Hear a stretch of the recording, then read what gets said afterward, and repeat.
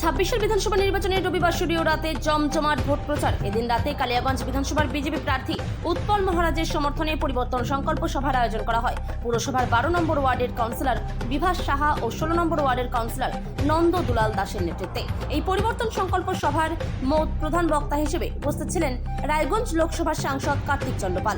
অন্যান্যদের মধ্যে উপস্থিত ছিলেন বিজেপি প্রার্থী উৎপল মহারাজ, পুর কাউন্সিলর গৌরাঙ্গ দাস, নন্দ দুলাল দাস, বিভাস সাহা, পিয়ালি সাহা, শহর মন্ডল সভাপতি অপূর্ব রায়, যুব মোর্চার শহর মন্ডল সভাপতি আনন্দ পাসওয়ান, বিজেপি নেতা সন্তোষ বেঙ্গানি। কালিয়াগঞ্জ থেকে অনুপ জয়সওয়ালের রিপোর্ট, বিগ নিউজ বাংলা। পরিবর্তন সংকল্প সভা করলেন, দেখা গেল মানুষের উঠতে পড়া ভিড়। কি বলবেন মানুষের স্বতঃস্ফূর্ত ছাড়া? নমস্কার আমার প্রিয় কালিয়াগঞ্জবাসীবৃন্দ।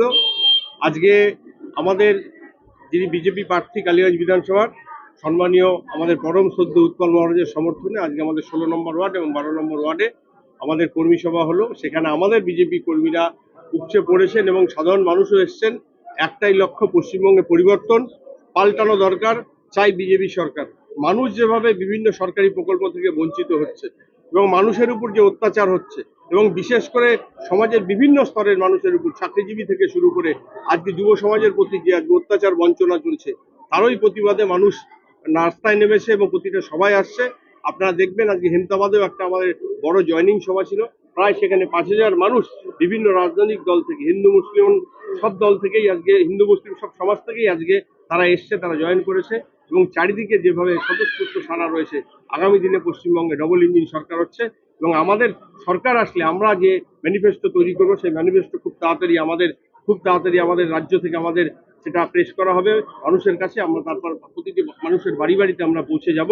আমাদের যে বিজেপি সরকার আসলে শুধু সরকার আসাটা নয়, আমরা মানুষের জন্য কি করব, আমরা যুব সমাজের জন্য কি করব, আমরা ছাত্র সমাজের জন্য কি করব, আমরা যারা বয়োজ্যেষ্ঠরা রয়েছেন তাদের জন্য কি করব, সেটা আমাদের যে ম্যানিফেস্টো সেখানে আমাদের তুলে ধরা হবে। এবং আগামী দিন মহারাজকে আমরা প্রতিটা ওয়ার্ডে যেমন নিয়ে যাব, গ্রামের প্রত্যন্ত অঞ্চলেও নিয়ে যাব।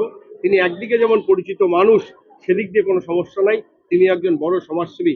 আগামী দিনে তিনি একটা বৃহত্তর স্বার্থে কাজ করতে পারেন, তাই আমরা মানুষের কাছে যাব। ওনাকে আমাদের কালিয়াগঞ্জ থেকে যেন বিধানসভায় পাঠিয়ে কালিয়াগঞ্জের আওয়াজ তোলা হয়, সেই জন্য মানুষের দরবারে আমরা যাব এবং মানুষের আশীর্বাদ চাই।